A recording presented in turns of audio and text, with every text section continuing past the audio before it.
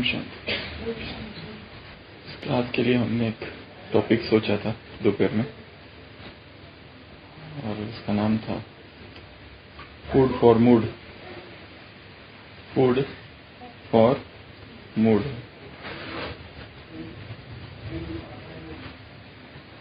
Food अर्थात आहार। आहार किसे कहेंगे? सबसे पहले तो ये चर्चा आवश्यक है। आहार केवल वो नहीं है जो हम मुंह से लेते हैं। आहार की बहुत व्यापक परिभाषा है। आहार अर्थात जो कुछ भी इस शरीर में लिया जा रहा है वो सब कुछ आहार है। और एक अर्थ में देखें तो 24 ही घंटे हम कुछ न कुछ खा रहे हैं। वो सब कुछ जो आंखों से लिया जा रहा है, वो सब कुछ मुंह से लिया जा रहा है, वो सब कुछ जो कानों से लिया जा रहा है, नाक से लिया जा रहा है, त्वचा से लिया जा रहा है, वो सब कुछ क्या है? आहार है। 3 प्रकार के आहार बताए हैं, एक सात्विक, एक राजसिक और तीसरा तामसिक। तामसिक आहार वो आहार है जो खाने से निद्रा, आलस और प्रमाद आता है, सुस्ती बढ़ती है।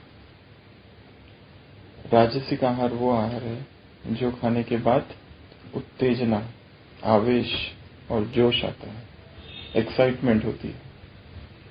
और सात्विक आहार वो आहार है जिससे क्या होता है? बल मिलता है, मन शांत हो जाता है, स्थिर हो जाता है। मन में और देह में जो उत्तेजनाएं हैं वो कम हो जाती है, तो उसे कहा जाता है सात्विक आहार। तो हमने कहा कि हर समय हम कुछ ना कुछ आहार ले रहे हैं, कुछ ना कुछ हमारे शरीर में जा रहा है। अगर जो जा रहा है वो तामसिक है तो तामसिक वृत्तियां जागृत होगी। यदि वो राजसिक है तो राजस का जो प्रभाव है वो मन में और शरीर में होगा। अगर जो जा रहा है, केवल मुख की बात नहीं कर रहे, 5 ही इंद्रियों से, रूप, रस, गंध, स्पर्श, शब्द 5 है। एक है रूप, एक है रस, एक है स्पर्श, एक है शब्द, एक है गंध, एक है आंख, एक है नाक, एक है मुख, एक है कान और 5वां है त्वचा।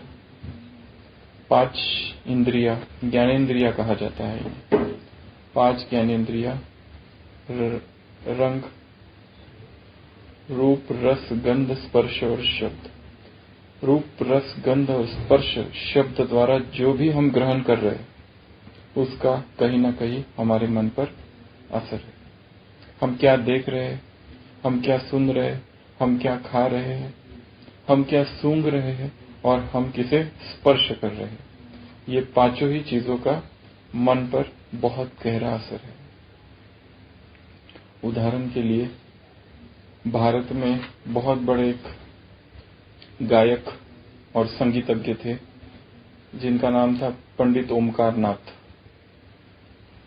तो ये जो गायक थे पंडित ओमकार नाथ एक बार इटली गए बहुत समय पहले, और इटली में वहां के जो तानाशाह थे मुसोलिनी, उनके साथ उनकी भेंट थी और दोनों को रात में एक साथ डिनर करना था।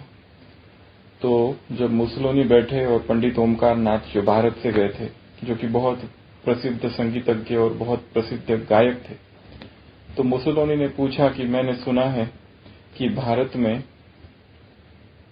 जब श्री कृष्ण थे और वो जब बंसी मुरली बजाते थे तो गोपियां जो होती थी वो पूरा उनको देहभान या पूरा उसमें लीन हो जाती थी। मोर, पंछी, पक्षी सारे गाने लगते थे जब वो गाते थे, तो मुरली बजाते थे। तो क्या ये सही है क्या? उसको पूछा पंडित ओमकार नाथ को। तो पंडित ओमकार नाथ ने कहा कि लिखा तो ऐसा ही है, और हमने भी ऐसा ही सुना है। हम एक काम करते हैं, मैं यहाँ कुछ गाता हूँ या कुछ बजाता हूँ, देखते हैं उसका क्या असर होता है। तो उस डाइनिंग हॉल में कोई भी और चीज नहीं होती है। वो चाइना की प्लेट होती है, स्पून होते हैं, चम्मच होता है, कटोरियां होती है। तो वो एक हाथ में 2 चम्मच ले लेता है और वो कहता है मैं इसे बजा के देखता हूँ क्या होता है। तो वो उसको बजाने लगता है, बजाने लगता है, बजाने लगता है। वो संगीत का ताल और उसका जो सुर और उसकी जो आवाज, जो साज, ऐसा वो बजाने लगता है कि सामने बैठा वो मुसोलिनी जो है, उसने अपनी आत्मकथा में लिखा है कि मैं जब वो संगीत सुन रहा था, जब मैं वो गीत सुन रहा था, मैं पूरा खो गया, पता ही नहीं चला।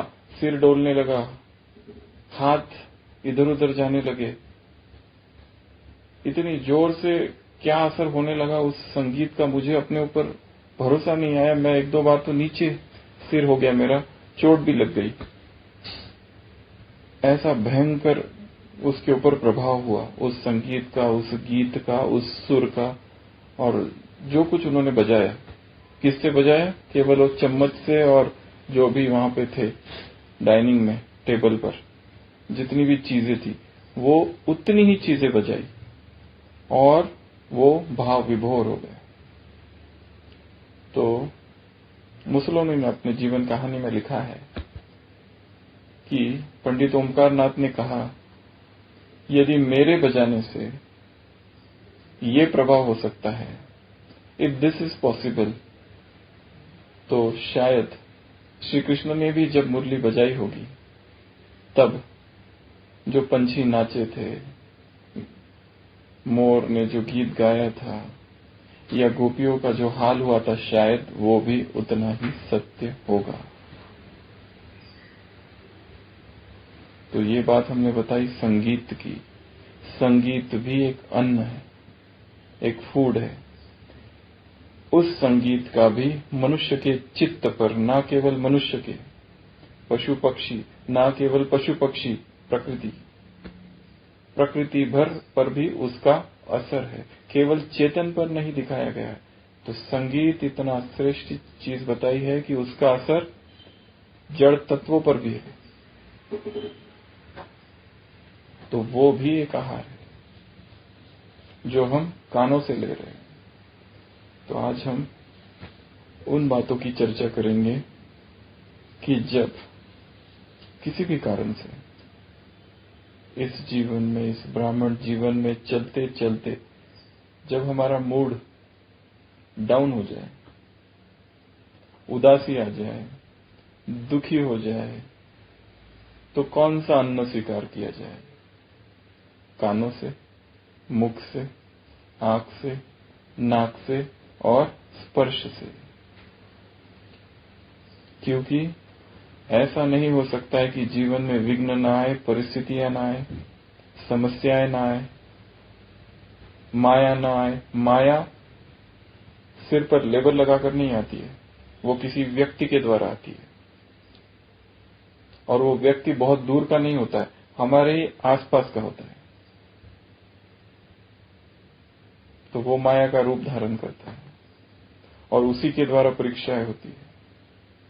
और ब्राह्मणों के हिसाब किताब किससे चुकते होंगे? ब्राह्मणों के द्वारा। यदि ब्राह्मण परिवार एक एग्जामिनेशन हॉल है, एक एक ब्राह्मणात्मा पेपर है। क्या है? एक एक ब्राह्मणात्मा पेपर है। माया उसके द्वारा आएगी, पेपर उस व्यक्ति के द्वारा आएगा। और सारे इस एग्जामिनेशन हॉल में जितनी ब्राह्मण आत्मा है उतने पेपर। जितनों को हम जानते हैं और जितनों को हम नहीं भी जानते, वो सब पेपर का रूप धारण कर सकते हैं। वो किस लिए कर रहे धारण? हमें पक्का बनाने के लिए। तो उनका विरोध करना चाहिए या उन्हें धन्यवाद देना चाहिए? किस बात के लिए धन्यवाद? किस लिए? चुकतू हो रहा है। पर इतना आसान है? जो बार बार विघ्न डाले, जो बार बार हमारी टांग खींचे, जो बार बार अपशब्द बोले, बार बार निंदा करे और बार बार ग्लानि करे और षड्यंत्र करे, तो क्या करें? इस ब्राह्मण जीवन में एक रस स्थिति हो जाए, ये लक्ष्य है। और कब होनी चाहिए एक रस स्थिति? जब हम सबके बीच में हैं, तब। ऐसा नहीं कि छोड़ के जाए सबसे और फिर एक रस हो जाए, वो सबसे आसान मार्ग है। सबसे दूर हो जाओ और हट जाओ और एक रस हो जाओ, परंतु एक रस कब होना है? सबके बीच में रहते, सारे विघ्नों का सामना करते, सारी परिस्थितियों के बीच रहते हमारी स्थिति, हमारे मन की स्थिति एक रस रहे। अगर मन की ऐसी स्वस्थ स्थिति हमको करनी है, तो हमें क्या करना पड़ेगा? ऐसा ही आहार लेना पड़ेगा। तो जब मन उदास हो जाए, दुखी हो जाए, बेचैन हो जाए, अस्वस्थ हो जाए,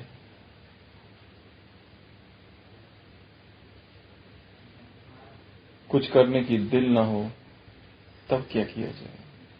तो हम एक एक करके 5 प्रकार के भोजन, जो हमारी 5 ज्ञानेंद्रिय है, उनके द्वारा क्या क्या करना है, इस पर चर्चा करेंगे।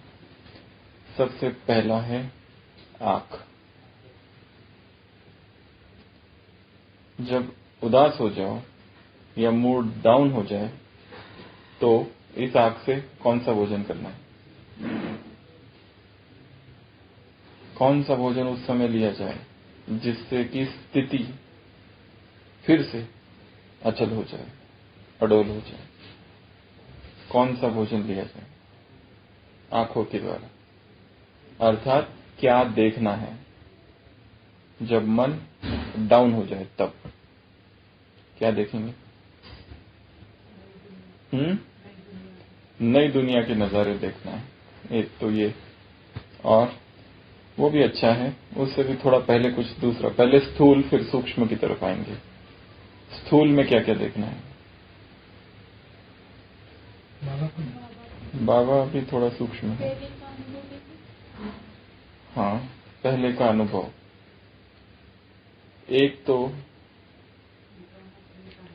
एक है स्थूल आंखों से देखना, एक है सूक्ष्म आंख से देखना, मन की आंख से देखना।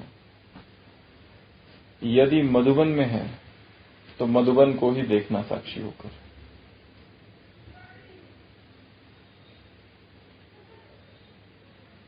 या फिर मधुबन से दूर है तो बाबा मिलन को देखना। क्या देखना? बाबा मिलन को देखना। क्या देखेंगे बाबा मिलन में? डायमंड हॉल को देखना, जिसमें इतनी बड़ी सभा है, सारे ब्राह्मण आत्माएं वहां बैठे हैं, भगवान सामने खड़ा है, सामने बैठा है और क्या कर रहा है? सबको दृष्टि दे रहा है।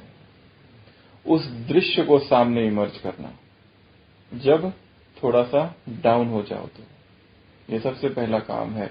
मधुबन के उस दृश्य को आंखों के सामने लाना जिसमें स्वयं भगवान बैठा है और बोल रहा है, जिसमें स्वयं भगवान बैठा है और दृष्टि दे रहा है, जिसमें स्वयं भगवान बैठा है और टोली दे रहा है।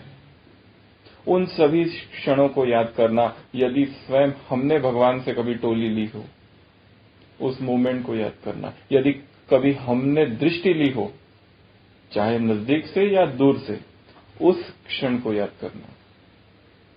और सबसे महत्वपूर्ण, उस सबसे पहले मिलन को याद करना, जब सबसे पहले इस ब्राह्मण जीवन में हमने बाबा को देखा। हम मधुबन आए थे और भगवान से हमने मिलन मनाया था। क्या करना है? उस दृश्य को याद करना है, इमर्ज करना है, उसको देखना है कि पूरा डायमंड हॉल है, पूरा भरे हुए है और मैं बीच में हूं और बाबा मुझे देख रहा है। पूरी मुरली चल रही है, वो दृष्टि, वो बोल, दादियां मिल रही है, वो गुलदस्ते, वो टोली, भगवान भोग स्वीकार कर रहा है। इस दृश्य को देखना। कैसे देखेंगे? मन की आंखों से देखेंगे। या फिर अगर वो वीडियो हमारे पास है तो उसको वैसे के वैसे देखना। एक तो परंतु मन की आंखों से देखना हमेशा शक्तिशाली है, स्थूल आंखों से देखने से। माइंड्स आए 20 गुना अधिक शक्तिशाली बताया है। एक होता है आंखों से देखना, एक होता है मन की आंख से देखना, वही दृश्य। तो ये हुआ सबसे पहली पॉइंट आंखों की। आंखों में 5 पॉइंट, हर एक में 5-5 लेंगे, 5 में 5-5। तो सबसे पहले आंखों में पहली पॉइंट, मन की आंखों से मधुबन को देखना। दूसरी पॉइंट, मन की आंखों से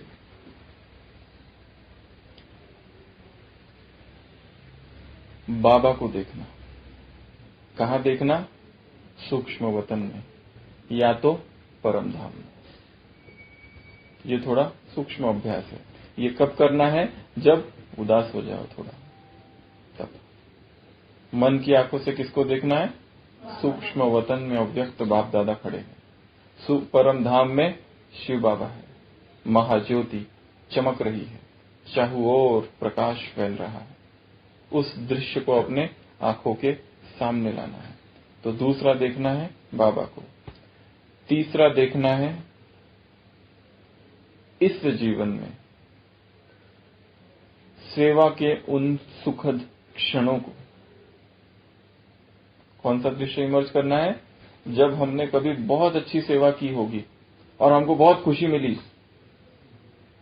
कौन सी सेवा? जैसे कि उदाहरण के तौर पर स्थूल सेवा और मनसा सेवा तो है, और दूसरी वाणी की सेवा या स्थूल सेवा।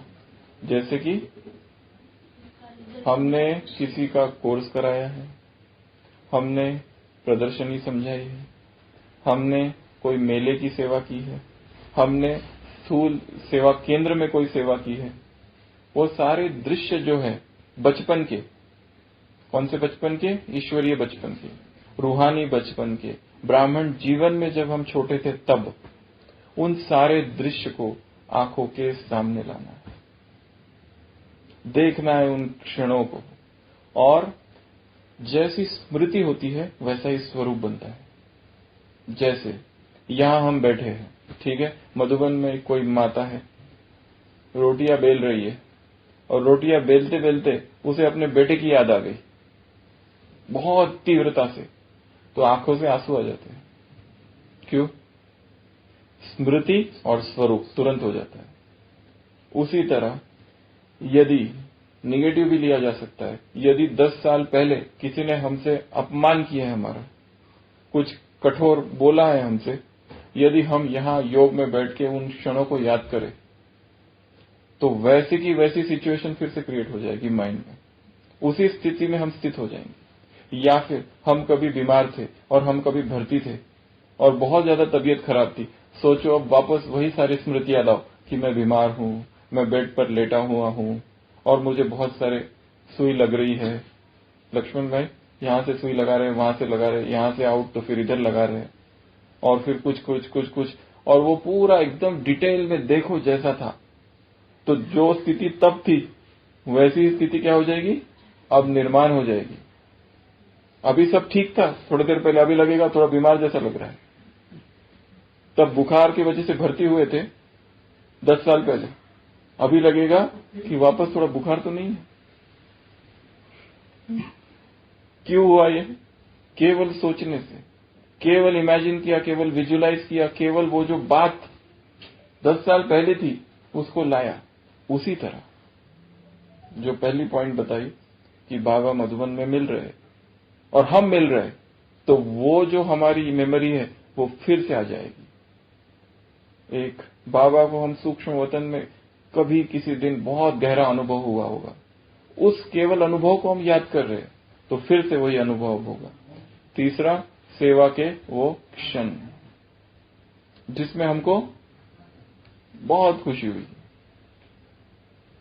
तब फिर से हम जो खोया हुआ मूड है, अभी अभी जो नीचे गिरा है, वो फिर से ऊपर आ जाएगा। चौथा, चौथा, और किसको देखेंगे? क्या देखेंगे? क्या देखेंगे? सब बताएंगे। क्या देखेंगे कि जिससे वो देखते ही एकदम से फिर से मूड ठीक हो जाए? क्या देखेंगे?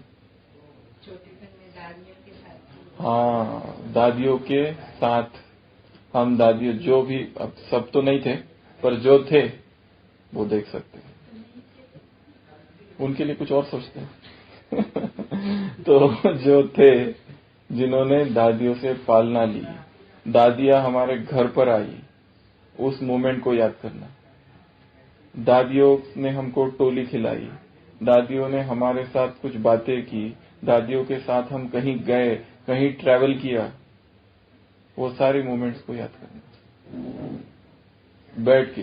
एक दिन बस यही योग, केवल याद क्या क्या था, तो फिर से मूड की मरम्मत, रिपेयर हो जाएगा। एक तो दादिया, अगला पांचवा प्रकृति, प्रकृति का सौंदर्य। प्रकृति हमें बहुत कुछ कहती है, प्रकृति हमें बहुत कुछ दिखाती है।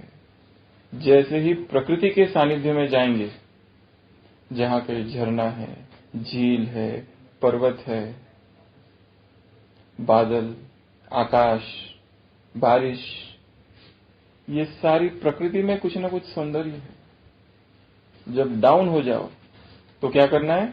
जाकर निसर्ग के सानिध्य में जाकर बैठ जाना, छत पर चले जाना, वॉक पर चले जाना, लॉन्ग वॉक। जा रहे जाते जाते मूड ठीक हो जाएगा। जब तक लौट आएंगे, बजाय इसके कि कमरे में ही बैठना और इसको उसको फोन और इसको उसको एसएमएस कि मूड ठीक नहीं है, ये करने या किसी से झगड़ा, क्या करना है? निकल जाना प्रकृति की गोद में, प्रकृति के सानिध्य में, प्रॉक्सिमिटी ऑफ नेचर। उस नेचर में जाते ही बहुत सारी चीजें जो हलचल वाली है वो शांत हो जाएगी। तो ये 5 चीजें करनी है। ये तो हो गया आंखों का आहार। आंखों से इन चीजों को हमने देखा, और भी बहुत सारी चीजें कर सकते हैं। और क्या देखेंगे आप बताओ? क्या देखेंगे मन की आंख से कि जो दृश्य देखते ही खुशी हो जाए? कौन सा परिवार? हाँ, ब्राह्मण परिवार को देखना, ब्राह्मण परिवार के बीच में हम हैं। ओम शांति भवन के दृश्य को देखना, जहां बैठकर मुरलियां सुन रहे हैं। इतना बड़ा अलौकिक परिवार। वो एक परिवार था छोटा सा, जहां पहले थे, बस उतना ही था छोटा, उससे बड़ा वो परिवार नहीं था। पर अभी जो परिवार है वो इतना बड़ा परिवार है, इतना बड़ा अलौकिक परिवार है। उस छोटे परिवार से बड़े परिवार में आ गए, और उस परिवार में खुशियां, ये देखना। जो लोग सेंटर पर रहते हैं और सेंटर पर जाते हैं, जो मधुबन में नहीं रहते, वो क्या देखे? सुबह के उस दृश्य को देखे। गुरुवार का वो दिन, भोग लग रहा है और पूरा सेंटर भरा हुआ है, सारे ब्राह्मण परिवार वहां इकट्ठा हुआ है। या सेवा का कोई क्षण, सेवा का कोई अलग क्षण, जिसमें हम बहुत बड़ा कोई प्रोग्राम है, मेगा प्रोग्राम, जिसमें हम बहुत एक्टिवली पार्टिसिपेट कर रहे, इधर जा रहे, उधर जा रहे, यहाँ कर रहे, वो कर रहे, भाग दौड़ कर रहे, सब कर रहे, उसको याद करना। या फिर उस पल को याद करो कि जिस समय हमने बहुत अच्छा खुद भोजन बनाया था और सबको खिलाया था, ब्रह्मा भोजन, और वो खाकर सभी तारीफ की, केवल तारीफ नहीं, बहुत खुश हो गए थे, प्रसन्न हो गए थे। उस क्षण को याद करना, उस क्षण को याद करना जब हम सेवा के लिए कहीं बाहर गए थे, बाहर वालों के सामने, और वहां कुछ सेवा करके आए, उस पल को याद करना। और केवल याद नहीं, हम बात कर रहे हैं आंखों से देखने की, आंखों से देखने की। और जिन्होंने दादियों की पालना नहीं, उनके लिए है दादियां जब स्टेज पे रहती है, कितना अलौकिक और सुंदर दृश्य है। केवल उनको देखना, संपूर्ण जीवन जिन्होंने अर्पण कर दिया। पुराने फोटो याद करो दादियों के और नए फोटो अभी के, बाल सफेद हो गए, सारा एक एक हड्डियां दे दी। कैसा त्यागमयी और कैसा तपस्वी जीवन है। केवल उनको देखना और अपने अंदर खुशी भरना। अगर वो भी नहीं है तो फोटो तो है, फोटो तो देख सकते हैं। सूक्ष्म बुद्धि भी है, दिव्य बुद्धि भी है। कल की मुरली संडे की अव्यक्तवाणी, बाबा ने कहा तुम्हें यंत्र मिला है दिव्य बुद्धि का।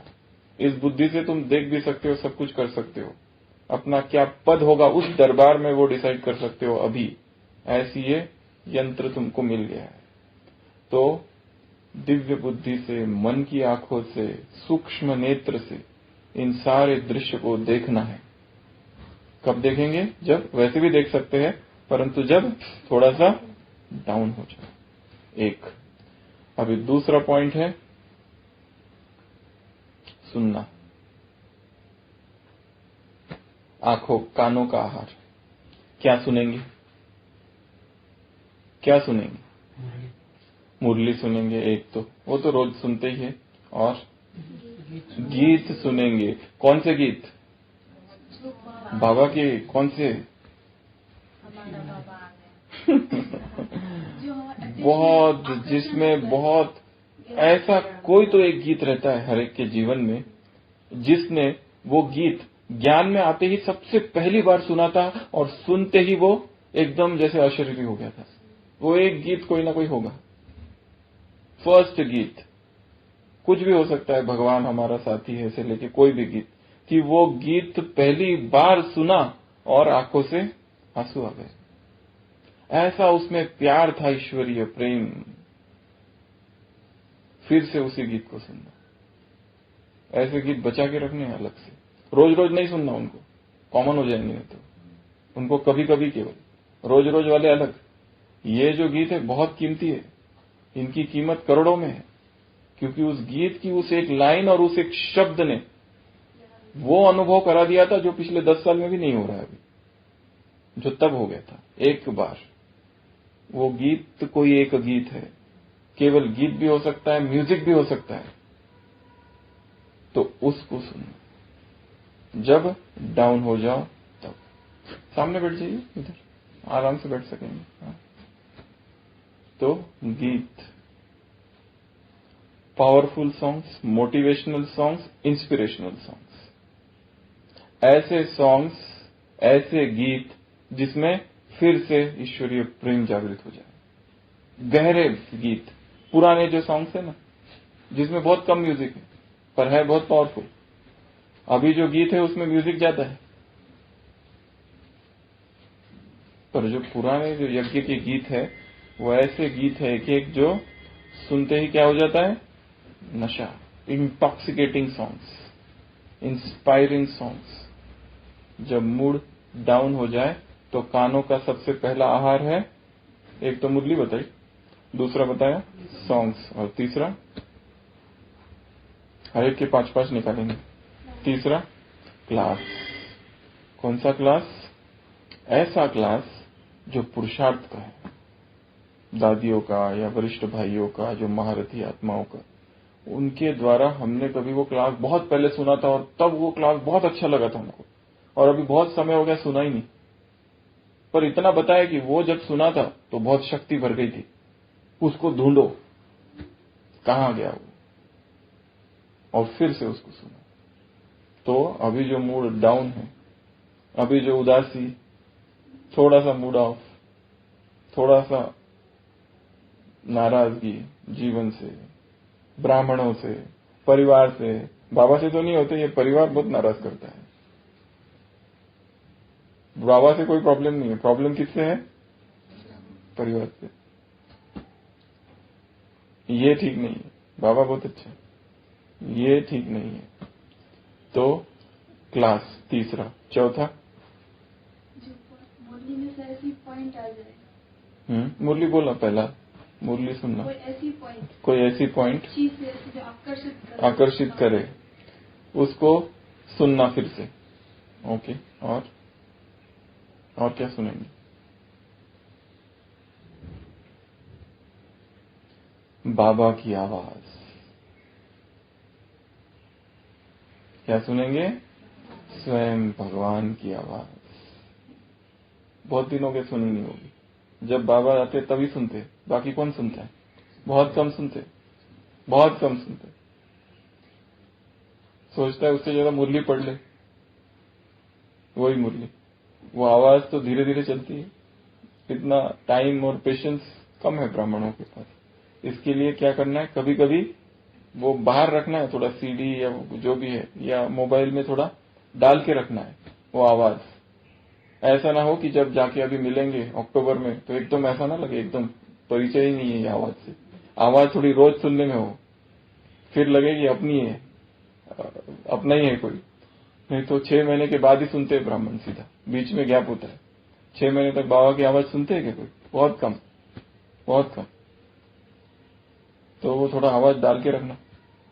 वो मेरा बाबा करके पूरा बाबा का किताब जो है, वो किताब भी है, और मेरा बाबा का पूरे जो वाक्य है उसका कंप्लीट ऑडियो भी है। वो कंप्लीट ऑडियो, इतनी बड़ी मोटी किताब है। यहाँ पर इंग्लिश क्लास में चालू है रोज सुबह, हफ्ते में 2 या 3 दिन सुबह। तो उस क्लास का कंप्लीट ऑडियो है बाबा की आवाज में। एक मुरली 95 का इतना पैराग्राफ छोटा सा, तो वो बहुत सारे छोटे ऑडियो है। तो वो सारे या तो मोबाइल में या तो टेप में या जहां भी डाल के रखना है, और बीच बीच में थोड़ा सुनना है उनको। तो क्या हो जाएगी? खुशी हो जाएगी। ऐसे अनुभव होगा कि जैसे हम वहीं बैठे हैं, फिर से डायमंड हॉल में, फिर से वो आप सामने, और फिर से वही आवाज। तो आवाज सुनना है चौथा। 5वां आवाज क्या सुनना? यज्ञ की हिस्ट्री सुनना। वो क्लासेस में आ जाएगा। क्लासेस अलग अलग प्रकार की क्लासेस है हमारी। अनुभव सुना है, वो अपनी अनुभव सुनना। हाँ, ये भी बहुत बढ़िया पॉइंट है। अगर वो रिकॉर्डेड है, और फिर रियलाइज करेंगे। हाँ चलो, रिकॉर्डेड है तो रिकॉर्डेड सुनना, या तो याद करना। पर हम सुनने की बात कर रहे हैं अभी, तो सुनाई मतलब शब्द बाहर से आने चाहिए कुछ। हाँ, अच्छा। तो हाँ, ब्राह्मणों में अलग अलग प्रकार की क्लासेस होती है। एक क्लास होती है अनुभव वाली, जिसमें व्यक्ति खुद अनुभव सुनाता है कि ऐसे ऐसे हुआ और मैं ज्ञान में आया, वॉटेवर। वो जो एक क्लास अनुभव। दूसरी क्लास होती है किसी टॉपिक पर, जैसे अभी हम ये टॉपिक पर क्लास करा रहे, फूड फॉर मूड, ये टॉपिक है, तो एक टॉपिक पर होती है। तीसरे प्रकार की क्लास होती है सेवा समाचार। जैसे कोई कहीं गया तो वो अपना पूरा सेवा समाचार सुनाता है। चौथी क्लास होती है अव्यक्त मुरली पर, जो यहाँ पर संडे होती है, रिवीजन, पूरी मुरली का कंप्लीट रिवीजन। और एक क्लास होती है अनुभव पर, वो कौन से अनुभव? दादियों के साथ के अनुभव। एक होता है बाबा के साथ का अनुभव, एक है दादियों के साथ का अनुभव। तो इन चारों पांचों में से कोई भी क्लास सुन सकते, वो सब क्लास में आ गया। ठीक है, अभी 5वां पॉइंट रह गया। और क्या सुनेंगे? प्रकृति की आवाज। जैसे आंखों का आहार बताया प्रकृति के सौंदर्य को देखना, तो मूड जो डाउन है वो ऊपर हो जाएगा। उसी तरह प्रकृति की आवाज सुनना। सृष्टि में 2 प्रकार की आवाज है। एक तो आवाज वो है जो फ्रिक्शन से होती है, 2 चीजों का घर्षण होता है, टच होता है तो आवाज। इस आवाज को कहा जाता है आहत नाद। एक दूसरी आवाज भी है यहाँ पर जो किसी घर्षण से नहीं है, उसे कहा जाता है अनहद नाद। उस आवाज को सुनने का प्रयत्न, और वो उसकी विधि है प्रकृति में जो भी आवाजें हैं उनको सुनना, प्रकृति के सानिध्य में जाना। पंछियों की आवाज, झरनों की आवाज, बादलों की आवाज, बारिश की आवाज, समुद्र की आवाज, लहरों की आवाज, पेड़, हवाएं, सब कुछ। उसमें जितने संसार में महान कवि, योगी, वो योगी लोग कहाँ रहते थे? शहर में थोड़ी रहते थे, बाहर रहते थे, जंगलों में, प्रकृति के पास रहते थे। क्यों? बहुत सारे कारण है उसके। प्रकृति के सानिध्य में जाते ही व्यक्ति अशरीरी होना बहुत सहज हो जाता है। माउंट आबू जो अगर देखो तो कितना कम पोल्यूशन है इधर, बस उतना वो मार्केट है बस, बाकी इधर कोई आवाज ही नहीं है प्रकृति की आवाजें छोड़कर। इसके लिए योगियों का स्थान बाबा ने इसलिए इसको चुना। तो ये हो गए 5 सुनना। फिर है स्पर्श करना, रूप रस स्पर्श शब्द गंध, 5 चीजें। 5 में हम आ गए अभी स्पर्श। जब मूड डाउन हो जाए तो कौन सी चीजों को हाथ लगाए, अब वो बताओ।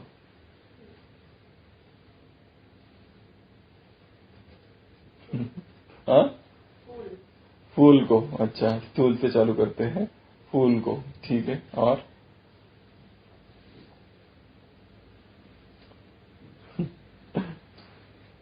क्या हो सकता है, सोचो जो उसको हाथ लगाए तो मूड ठीक हो जाएगा। थोड़ा रूहानी और अलौकिक चीज बताओ कुछ। हाँ, वो थोड़ा सूक्ष्म है, पहले स्थूल, उसमें भी आएंगे। सबसे पहले तो यदि हमें कोई मधुबन से सौगात मिली है, क्योंकि वस्तुओं के साथ में मेमोरीज होती है। यदि दादी ने हमें कोई सौगात दी है, यदि मधुबन से हमें कोई सौगात मिली है, यदि सेंटर से हमें कोई सौगात मिली है, उन चीजों को निकालो बाहर, याद करो और उनको हाथ लगाओ। तो वो हाथ लगाते समय वो क्षण भी याद आ जाएगा जिस समय वो दी गई थी। वो छोटी सी चीज हो सकती है, शॉल हो सकती है, बैग हो सकती है, पर्स हो सकती है, कुछ फोटो हो सकता है, कुछ भी हो सकता है। तो सौगात, उसको निकालना, उसको स्पर्श करना और फिर उसी स्मृति में स्थित हो जाना, याद करना उस क्षण को, उस पल को जब वो दी गई थी, तो मूड ठीक हो जाएगा, पहला। दूसरा, ब्लेसिंग कार्ड। सबने रखे जो आज तक मिले ब्लेसिंग कार्ड की, कोई इधर कोई उधर, कोई गद्दी के नीचे तो कोई एक अलमारी में, एक पता नहीं कहां गया। ब्लेसिंग कार्ड्स जितने मिलते हैं सबको प्रिजर्व करके रखना है। और आगे के लिए बता रहे हैं, इसके बाद जो भी ब्लेसिंग कार्ड मिलेगा, जिसके द्वारा मिलेगा, उस ब्लेसिंग कार्ड को तुरंत पढ़ लेना और वो उसमें जो वरदान दिया है उस वरदान को, उस स्थान को और उस व्यक्ति को, चाहे दादी या जो भी है, उन तीनों को जोड़ देना, मेमोरी एसोसिएशन कर देना तीनों का। जैसे कि हमको ब्लेसिंग कार्ड मिला ये, यदि कोई आपको अपमान करता है तो उस पर फूलों की, खुशियों की और शुभकामनाओं की वर्षा करो, ठीक है। ये ब्लेसिंग कार्ड हमको मिला दादी के हाथ से ओम शांति भवन में। अभी हमने लिया और लेते ही क्या करेंगे, फूलों की, खुशियों की और शुभकामनाओं की वही इमेजिन करना चालू कर देना कि फूलों की, खुशियों की और शुभकामनाओं की वर्षा मुझ पर हो रही है, दादी मुझे कार्ड दे रही है, संसार के लोग अपमान कर रहे हैं। एक सीन क्रिएट किया, और जब सीन क्रिएट हो जाता है और उसमें हम रंग भर देते, colour, picture, visualisation, colourisation, picturisation, ये सब कुछ कर देते हैं, उसको लाइव बना दो, 3D, म्यूजिक बैकग्राउंड थोड़ा डाल दो, जो म्यूजिक उस समय बज रहा था जब कार्ड ले रहे थे उस पर भी ध्यान रखो, उस म्यूजिक को, उस गीत को, उस कार्ड को, लिखे हुए स्लोगन को, दादी को और स्थान को, सबको एक कर दो। और ये जो एक क्रिएट हो गया ना, एक मेमोरी क्रिएट हो जाएगी। ये आगे के लिए बता रहे, पिछला जो हुआ तो हुआ, वो कितना किया पता नहीं, तो आगे के लिए ये सारी चीजें जब जोड़ दी, अब 1 साल के बाद, ठीक है, अचानक वो कार्ड हमको दिख गया। 1 साल के बाद अचानक वो कार्ड दिखा। जब कोई आपका अपमान करता है तो एकदम दृश्य क्रिएट होगा, खुशियों की, फूलों की और शुभकामनाओं की वर्षा हो रही है, हम कार्ड ले रहे हैं, दादी हमें दे रही है, ओम शांति के भवन के बाहर कोई गालियां दे रहा है, क्योंकि हमने विजन क्रिएट किया था। This is known as visualisation. एक विजन को हमने क्रिएट किया था। ये हो गया। तो ये क्या हो गया? Second point. किसकी बात कर रहे थे हम? स्पर्श। सेकंड। थर्ड, हमने दादी से हाथ मिलाया था। हाँ, ये भी बहुत अच्छी पॉइंट है। तो बहुत हाथ मिलाते थे। हाँ, फिर ये सबसे अच्छा है, हमने हाथ मिलाया था, और जिन्होंने नहीं मिलाया उनको तो हमने जब हाथ मिलाया था उस स्पर्श को याद करना। स्पर्श को जो है ना, स्पर्श में संवेदनाएं होती है बहुत सारी, इसमें बहुत सारे नर्व एंडिंग होती है और उसमें मेमोरीज होती है। इसका नेगेटिव एस्पेक्ट भी है तो पॉजिटिव एस्पेक्ट भी है। विकारों में क्यों जाते हैं लोग? अल्पकाल का सुख है। अगर वो अल्पकाल का सुख उस स्पर्श में है तो ये बेहद का सुख इस स्पर्श में है। इस सुख के सामने वो सुख गौण है, मिट्टी के समान है। ये विराट है, वो तो क्षणिक है, और वो सुख दुख देने वाला है विकारों का। वो काम विकार के जो सुख है सारे दुख देने वाले हैं। आदि मध्य और अंत तीनों ही समय दुख मिलता है उससे। ये जो सुख है ये एक अलौकिक स्पर्श का सुख है। इस सुख में वो जो स्पर्श है संसार का, वो जो स्पर्श है उससे दुख उत्पन्न होता है। ये जो स्पर्श है इससे अतीन्द्रिय सुख उत्पन्न होता है। ये अंतर है उस और इस स्पर्श में। तो वो क्षण को याद करना। चलो, वो हो गया तीसरा। चौथा, बाबा से भी हाथ मिलाना। बाबा से स्पर्श करना। उसमें सूक्ष्म वतन में हम बाबा से हाथ मिला रहे हैं और ये देखना है कि उसमें से क्या आ रहा है, सारी शक्ति आ रही है। सुनीता बहन, हाथ मिलाया और क्या हुआ? सारी शक्तियां हम में आ रही है, और जो चीज हमें, जिस चीज की कमी है वो चीज उन हाथों से ट्रांसफर हो रही है। रोज सुबह हाथ मिलाया और सारी शक्तियां हमने ले ली। तो चौथा ये। और एक, सबसे पहले तो परम धाम में शिव बाबा को टच करके आना, वो भी एक स्पर्श है। परम धाम में आत्मा बनकर जाना, टच किया और नीचे। यहां आना, देह में आना और देह से बाहर जाना, देह में आना और देह से बाहर जाना, यही सबसे बड़ा अभ्यास है। इस देह से जो तदात्म है वो कम से कम है। यही तो अंतिम समय का अभ्यास कौन सा है? आश्चर्यपन। देह में आना और देह से बाहर जाना, ये अभ्यास बार बार हो। तो वो एक स्पर्श। और एक स्पर्श है, वो कौन सा? हाँ, गाय का स्पर्श। अच्छा, प्राणियों का। चलो, ये भी एक है। फोटो में क्या हाथ लगाना? अच्छा, और बाबा का हो गया। परमधाम में करो या फोटो में करो या सूक्ष्म वतन में करो। तो वो, हाँ, नहीं, हाथ लगाना उसमें तो वो तो देखना हो गया, पढ़ना हो गया। पढ़ना ज्यादा है उसमें, हाथ भी है। चलो, और प्रकृति को कैसे? प्रकृति को भी, पांचों ही चीजों में प्रकृति आएगी। प्रकृति को भी स्पर्श करना। प्रकृति में भी स्पंदन है। प्रकृति में कुछ तो है जो निराकार है, उस निराकार को स्पर्श करना, वो भी एक अभ्यास है। बाबा के घर से टोली मिली थी। अच्छा, तो उसको क्या करना है? स्पर्श। टोली अभी जो रखी है फ्रिज में, निकाल कर स्पर्श करना है ऐसे। स्पर्श, एक स्पर्श और भी है, वो है, ये हमने भी कभी सोचा नहीं था आज तक, अभी अभी सोचा आते थे। हमारा जो फरिश्ता स्वरूप है वही हमें स्पर्श कर रहा है। हमारा जो अपना, बाबा ने कहा है ना, हर एक का फरिश्ता रूप एक सूक्ष्म वतन में है। तो हमारा अपना संपूर्ण स्वरूप है, एक ऐसा संपूर्ण स्वरूप जिसमें सारे दिव्य गुण है, जो सार संपूर्ण रूप है, वो बाप समान जो रूप है, और जो फरिश्ता रूप है, ऐसा फरिश्ता रूप सामने खड़ा है और हमारे सामने उसने हाथ दिए और हमने उस हाथों को पकड़ा। किसको पकड़ा? स्वयं को। उसको स्पर्श करना तो भी क्या हो जाएगा? मूड थोड़ा ऊपर हो जाएगा। तो ये बात हो गई तीसरा, स्पर्श। अब चौथा है टेस्ट। जब मूड डाउन हो जाए तो क्या करेंगे? कौन सी चीजों को टेस्ट करेंगे? टोली खाने का दिल तो सबसे पहले लेते हैं टोली। टोली दो प्रकार की, एक स्थूल एक सूक्ष्म। परंतु जब मूड डाउन होता है तब स्थूल ही ज्यादा चाहिए। सूक्ष्म तो इमेजिन करने के लिए थोड़ा मेहनत है, कैसे में इमेजिन करेंगे? वैसे ही तो मुश्किल है, वो वैसे ही योग कठिन लगता है, और उसमें दुखी है, डाउन है, उदास है, और उसमें कहां से ऐसे होगा? तो एक तो स्थूल टोली, पहला टोली। दूसरा बोली।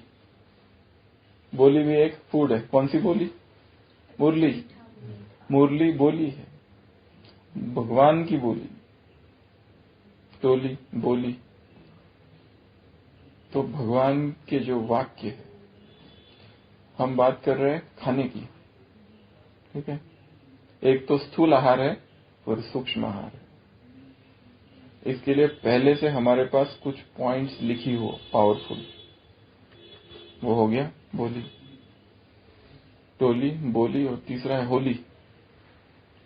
यहाँ खाने की बात नहीं है, इसको हम सूक्ष्म रीति से लेंगे। बाबा ने हमेशा होली के लिए क्या कहा है? पास्ट इज पास्ट, होली जो हो गया। अब ये सोचना है जिस बात ने दुखी किया है वो बात बीत चुकी है, अब वो वापस नहीं आएगी। इसके लिए फुल स्टॉप। टोली, बोली, होली, और चौथा है गोली, स्मृति का गोली। स्मृति की गोली। मतलब जब दुखी हो जाए तब स्मृति मुश्किल है, तो कौन सी गोली खाएंगे? और कौन सी गोली? वो भी राइट है। इसे आदत डालना चाहिए, ऐसी आदत डालना चाहिए कि स्मृति स्वरूप हो जाए। एक तो वो, और एक जो सूरज भाई जी हमेशा कहते हैं, पानी जो है वो चार्ज कर दो, भोजन जो है वो चार्ज कर दो। वो भी एक गोली का काम करेगा। जैसे मेडिसिन होता है ना, डॉक्टर दवाई देता है तो उससे व्यक्ति ठीक होता है, तो वैसे जो पानी हम पिए उसको क्या कर देना है?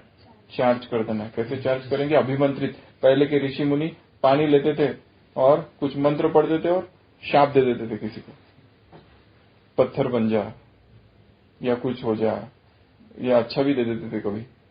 तो कैसे अभिमंत्रित, उस जल को क्या कहते हैं? अभिमंत्रित जल। मंत्र है उसमें। मंत्र है क्या? शब्द। उनके संस्कृत थे, हम हिंदी बोले, भाषा से कोई फर्क थोड़ी ना पड़ता है। चाहे संस्कृत हो, हिंदी हो, इंग्लिश हो, चाइनीज हो, जापानीज हो, किसी भी शब्दों का प्रभाव है वस्तुओं पर।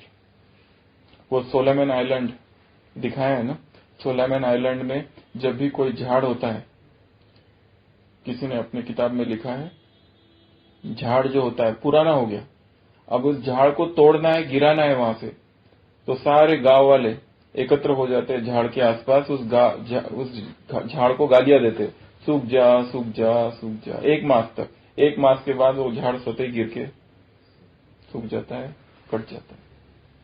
दूसरे डॉक्टर इमोटो को किए हुए एक्सपेरिमेंट्स जापान में, पानी लिया, 1 ग्लास पर लिखा लव, 1 ग्लास पर लिखा हेट, रात भर रखा, दूसरे दिन अपने इंस्ट्रूमेंट से देखा तो जिसपे लव लिखा था उस पे बहुत सुंदर डिजाइन बन गई वो इंस्ट्रूमेंट से, जिसमें हेट लिखा था जिसमें खराब डिजाइन बन गई।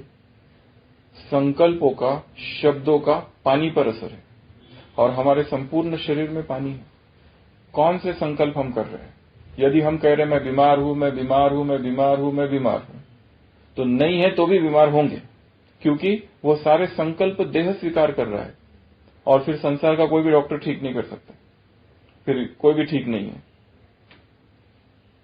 पर बीमारी कहां है? शरीर में नहीं, मन में। क्यों? क्योंकि संकल्प वैसे। कोई कहता है मैं गरीब हूं, मैं गरीब हूं, मैं गरीब हूं, मैं गरीब हूं।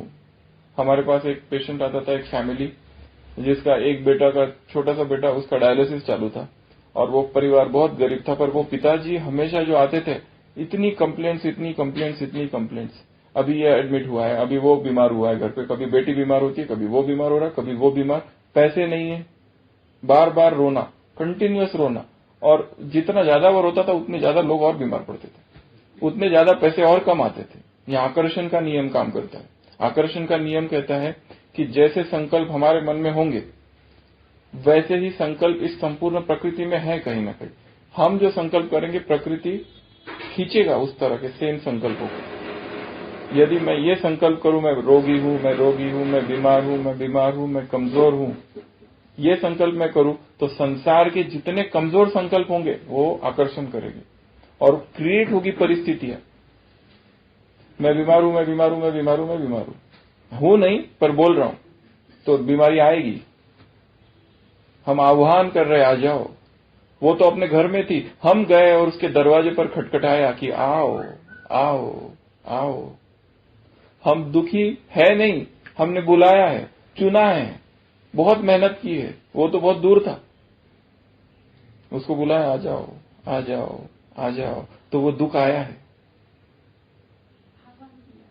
आह्वान किया, निमंत्रण दिया, पत्र लिखा, SMS व्हाट्सएप कि क्यों नहीं आ रहे हो, तब कहीं जाके वो तो नहीं आना चाहता था पर तुमने बुलाया करके आ रहे। जो संकल्प व्यक्ति करता है वो संकल्प प्रकृति में जा रहा है, प्रकृति और संकल्प का रिएक्शन और घटनाओं का निर्माण। जीवन में अभी दुख है हमारी रचना है, सुख है हमारी रचना है, आनंद है हमारी रचना है, रोग है हमारी ही रचना है, अस्वस्थता है, बेचैनी है, निराशा है, दुख, जीवन में बहुत आत्मग्लानि का भाव है, सब कुछ हमारी रचना है। हमने निर्माण किया है अपने संकल्पों से, और ठीक कौन करेगा? हम ही ठीक कर सकते हैं। तो हम कहा थे गोली पर, कौन सी गोली? जो भी हम खा रहे हैं उसको पॉजिटिव संकल्प से चार्ज कर देना, जो भी हम पी रहे हैं उसको पॉजिटिव संकल्प से चार्ज कर देना, उसमें वाइब्रेशंस भर देना समान के साथ कि ये जो पानी मैं पी रहा हूं, इस पानी को पीते ही मेरे अंदर पवित्रता की शक्ति जागृत होगी। ये पानी पीते ही मेरे अंदर जितनी बीमारियां हैं सब खत्म हो जाएगी। पेशेंट को थोड़ी पता रहता है दवाई में क्या है। हमारे पास आदिवासी लोग आते हैं बहुत सारे, उनको ये पता ही नहीं रहता है दवाई में क्या है। वो इतने पढ़े लिखे थोड़ी ना होते हैं कि इंटरनेट पे जाके खोजेंगे ये उसका साइड इफेक्ट है, कुछ भी पता नहीं उनको। उनको जो भी दे दो वो खा लेते और ठीक हो जाते। क्यों? विश्वास, लॉ ऑफ फेथ। तो यहां लॉ ऑफ फेथ काम करता है, दवाइयों से ज्यादा लॉ ऑफ फेथ ही काम करता है। सारी दुनिया भर के इलाज से लोग ठीक नहीं होते और झाड़ फूक वाले से जाके ठीक हो जाते हैं, मंत्र फूक करते हैं ना, उससे ठीक हो जाते हैं। क्यों? विश्वास। यदि उसी विश्वास से इस पानी को पिया जाए कि ये पानी पीते ही मेरा ये संस्कार, मेरी ये आदत, मेरा ये विकार, ये कमजोरी या शारीरिक रोग, शरीर में कहीं दर्द है, इस संकल्प से उसको पीना तो वो काम करेगा। ये तो हो गया पानी। और उसी तरह भोजन भी, वो सबके लिए लागू होगा, चाहे भोजन, चाहे पानी या कुछ भी, चाहे अमृत लेते हो गुरुवार का यहां पर, कोई भी, ठीक है। तो गोली, और लास्ट है झोली। झोली में हमारे पास क्या चाहिए? पावरफुल पॉइंट्स भरी हुई चाहिए। हाँ, वरदानों का, और ऐसी मूल्यों से कलेक्ट की हुई पॉइंट्स चाहिए हमारे पास जो इमरजेंसी में काम है। इमरजेंसी में इंजेक्शन देना पड़े तो, इमरजेंसी में गोली थोड़ी काम करती है, इंजेक्शन चाहिए। तो हमारे पास कुछ महावाक्यों के इंजेक्शन चाहिए। जब अचानक उदास हो जाओ, डिप्रेस हो जाओ, दुखी हो जाओ, निराश हो जाओ, तो ऐसे कुछ महावाक्य चाहिए कि जिनको पढ़ते ही नवचेतना जागृत हो, संचार हो शक्ति का हृदय में। ऐसे पॉइंट्स बुद्धि में, और उसमें ड्रामा की पॉइंट्स, ड्रामा की सारी पॉइंट्स, और 24 घंटे में एक बार ड्रामा की सारी पॉइंट्स एक बार रिवाइज करनी है हर एक को, वंस इन 24 आवर्स। कौन कौन सी?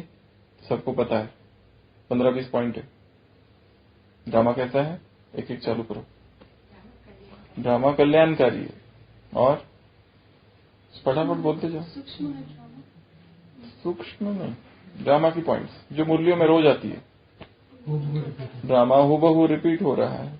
तीसरा हो गए ड्रामा, हो गया है ड्रामा। ड्रामा जो हो रहा है, जो हुआ वो अच्छा, और जो हो रहा है उससे अच्छा, और जो होगा वो सबसे अच्छा। पर हमें नहीं दिख रहा है क्योंकि हम अपनी संकुचित दृष्टि से देख रहे हैं, ट्यूबुलर विजन। और जो ड्रामा में नूंद हो गया, अब उसे बदला नहीं जा सकता है, और ये ड्रामा रिपीट हो रहा है। और रिपीट ये अभी सीधा 5000 साल के बाद होगा, अभी नहीं होगा तुरंत। अभी होता तो दुखी होते, तो टाइम है उसको, इसके लिए निश्चिंत। और ड्रामा भगवान को, मुरली के सबसे प्रसिद्ध महावाक्य, यह ड्रामा बाप को पसंद है तो तुम्हें भी पसंद होना चाहिए। ड्रामा की हर सीन उसे पसंद है, हर एक्टर उसे पसंद है, हर एक्टर की हर एक्शन उसे पसंद है, तो तुम्हें भी ड्रामा पसंद होना चाहिए, एक्टर पसंद होना चाहिए, एक्शंस पसंद होनी चाहिए। ये ड्रामा में हर एक्टर कैसा है? हीरो हीरोइन है, वो तो हम है। केवल निर्दोष नहीं, संपूर्ण निर्दोष। रवि भाई, इस ड्रामा में हर एक्टर कैसा है? संपूर्ण निर्दोष, सारे झगड़े खत्म। इस ड्रामा में किसी का कोई भी दोष नहीं है। हमारे जीवन में जो कुछ हुआ ऐसा ही होना चाहिए था। Not a single blow is undeserved. Swami Vivekananda ने एक जगह लिखा है, स्पीच में कहा है, जो भी तुमको घाव मिले है ना, जो भी आघात हुए हैं, not a single blow is undeserved. तुम ही पात्र थे उसके लिए, या तुम उसी के लायक थे, खराब शब्दों में बोलो तो। जरूरी था तुमको ये जो हुआ जीवन में, आघात मिला, दुख मिला, धोखा मिला, होना ही चाहिए था। तो इस ड्रामा में हर एक्टर निर्दोष है, इस ड्रामा में हर एक्टर का पार्ट फिक्स्ड है, इस ड्रामा का हर एक्टर अलग अलग है। हर एक्टर की अपनी अपनी विशेषता है, हर एक्टर की अपनी अपनी बीमारी है, हर एक्टर का अपना अपना पास्ट है, हर एक्टर की अपनी अपनी कमजोरी है, हर एक्टर की अपनी अपनी प्रारब्ध है, हर एक्टर का अपना अपना भाग्य है, अपनी अपनी भविष्य है। हर इस ड्रामा में जो भी नया एक्टर आ रहा है वो अपना भाग्य लेके आ रहा है। जैसे किसी घर में छोटे बच्चे का जन्म हुआ, माँ बाप चाहते हैं कि ये ज्ञान में चले, इसको बीके बनाना है, और वो कुछ दूसरे ही लक्षण दिखाता है संसार के, उसको बिल्कुल पसंद भी नहीं है, सुनना भी पसंद नहीं है। अब क्या कर सकते हैं, वो अपना भाग्य लेके आया, वो उसका जो भाग्य वहां वो जाएगा, जबरदस्ती थोड़ी ना पकड़ के किसी को लाया जा सकता है। तो हर एक्टर का पार्ट फिक्स है, भाग्य फिक्स है। ये ड्रामा विविधतापूर्ण है, बहुत वैरायटी है इस ड्रामा में। ये ड्रामा कल्याण न्यायकारी है, इस ड्रामा में किसी के साथ भी अकल्याण नहीं हो रहा है, और ये ड्रामा सत्य है, और ड्रामा में जो हो रहा है वही होना चाहिए,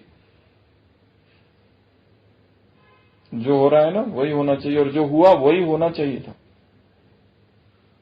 चाहे कैसा भी हो। हमको लगता है ये अच्छा नहीं है, ये बाकी 10 साल में ये 3 सीन ठीक नहीं है, बाकी सब तो ठीक है, पर शायद वही सत्य है। तो ये ड्रामा सत्य है, ये ड्रामा अनुभवी बना रहा है। यूनिवर्सिटी ऑफ हार्ड नॉक्स, ये विश्वविद्यालय ठोकरों की, जहां पे तुम शक्तिशाली होके निकलते हो। क्लास आगे बढ़ रही है। क्या करा रहा है? इमर्ज। क्या इमर्ज कर रहा है? हाँ, मतलब रिपीट हो रहा है, हूबहू रिपीट हो रहा है। ड्रामा टिकलू ड्रामा टिक टिक चलती रहती है ड्रामा की। ये ड्रामा अदली बदली नहीं हो सकता है, अदली बदली नहीं हो सकती है, जो है वैसा ही है। इस ड्रामा में भगवान का भी पार्ट फिक्स है, बाप भी इस ड्रामा में बंधा हुआ है, बाप भी इस ड्रामा को बदल नहीं सकता। और लास्ट पॉइंट है, ये ड्रामा माँ है, ठीक है। ये बना बनाया, इसको किसी ने बनाया नहीं, ये नहीं पूछा जाता किसने बनाया है, ये बना बनाया इटरनल है, आदि मध्य अंत नहीं है इस ड्रामा का, ये है ही। और सबसे एक इम्पोर्टेंट पॉइंट है लास्ट, वो अलग पॉइंट है, वो ड्रामा से रिलेटेड, वो पुरुषार्थ से रिलेटेड पॉइंट है। ये ड्रामा की विशेषता हम गिना रहे। ड्रामा कैसा है? इस ड्रामा में कुछ राज ही रहेंगे, और यही इस ड्रामा की शोभा है। ये एक लास्ट पॉइंट है। ये ड्रामा में कुछ राज जो है, कुछ सीक्रेट लास्ट तक सीक्रेट ही रहेंगे, और उनका सीक्रेट रहना ही बहुत सारे एडवांस पार्टी के रहस्य। देवताओं का जन्म कैसे होगा, देवताओं के माँ बाप देवताओं को कैसे जन्म देंगे, फर्स्ट जनरेशन, विनाश किस तरह एग्जैक्ट होगा, कुछ राज जो है एकदम लास्ट में ही खुलेंगे, और शायद न भी खुले कुछ कुछ। और यही इस ड्रामा की ब्यूटी है, सौंदर्य है, शोभा है। तो ये भी एक पॉइंट है। तो हम कहाँ थे? झोली। अपनी झोली में ड्रामा की सारी पॉइंट भरी हुई चाहिए। ये था टेस्ट। अभी रह गया है नाक, गंध, सूंघना। तो जब मूड डाउन हो जाए तो किस चीज की स्मेल लेना है, ये कठिन है थोड़ा। ये सबसे सूक्ष्म है।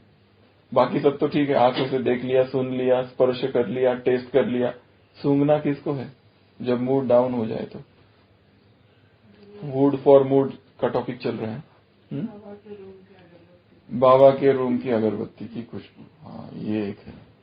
क्योंकि जैसे संगीत की कहानी बताई वो, उसी तरह सुगंध में भी उस स्थान से जुड़ जाता है। यदि हम किस दिन आए और बाबा के कमरे में बैठे मेडिटेशन कर रहे, योग कर रहे, और किसी ने वहां पे एक अजीब सी अगरबत्ती लगा दी, और वो लगते ही हमारा एकदम से अशरीरी हो गए, तो वो सुगंध, वो म्यूजिक और हमारी स्थिति जुड़ गए। इसके बाद कभी भी, या तो किसी ने ये भी अनुभव किया होगा, शायद पहले जब भक्ति की थी और भक्ति मार्ग में किसी मंदिर में जाते थे, और किसी मंदिर में वहां जो जाते थे और वहां जो अगरबत्ती लगती थी, उसमें कुछ अनुभव हो गया था। वही अगर अभी लगा दिए ना और उसकी सुगंध आ गई, तो वही अनुभव फिर हो जाएगा भक्ति का। तो सुगंध कौन सी? अगरबत्ती। दूसरी सुगंध फूलों की सुगंध, उससे भी मूड थोड़ा सा ठीक होता है। जास्मीन, वो तो स्टडीज भी हुई है इसके ऊपर, साइंटिफिक स्टडीज हुई है, कौन कौन सी सुगंध ले तो मूड ठीक होता है। ये संसार के लोगों ने की है स्टडी, ब्रह्मा कुमारी से कोई लेना देना नहीं। बाहर के लोगों ने स्टडी की है, साइंटिस्ट ने, कि ये लिस्ट है, इन सब की सुगंध लो तो मूड ठीक। तो एक तो वो, और ब्रह्मा भोजन की सुगंध, ये भी अच्छा है। अभी नहीं है, उसको याद करना। अच्छा, कठिन काम है। कौन सी सुगंध?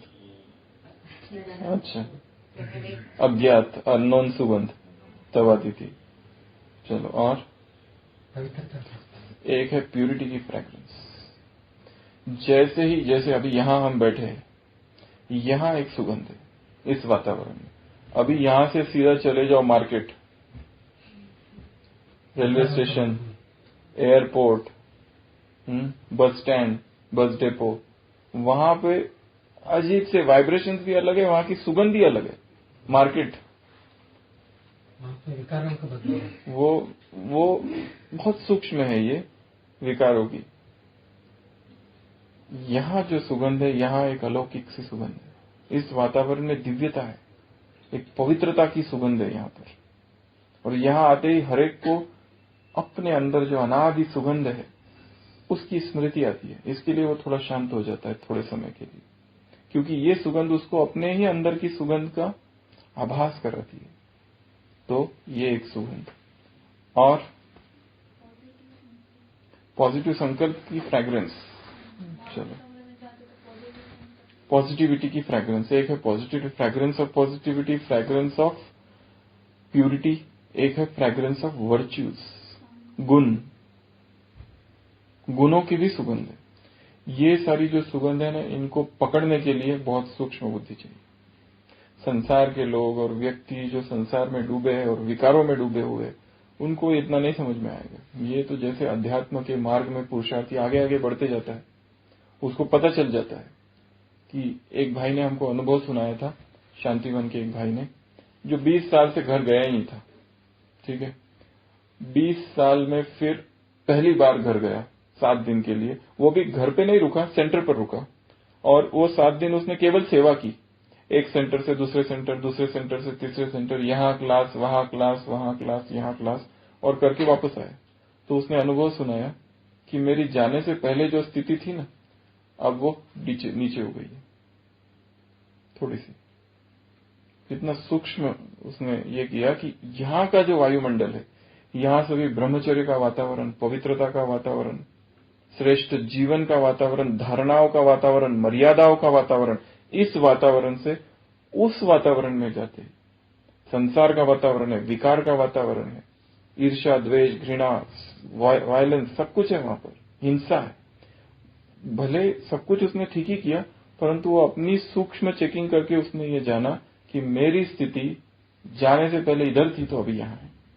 भले उसने सब कुछ सेवा ही की, फिर भी तो एक सुगंध जो होती है वो इस वातावरण में है, वो है पवित्रता की, वर्च्यूज की, पॉजिटिविटी की, रूहानियत की, डिविनिटी की। तो ये भी क्या है?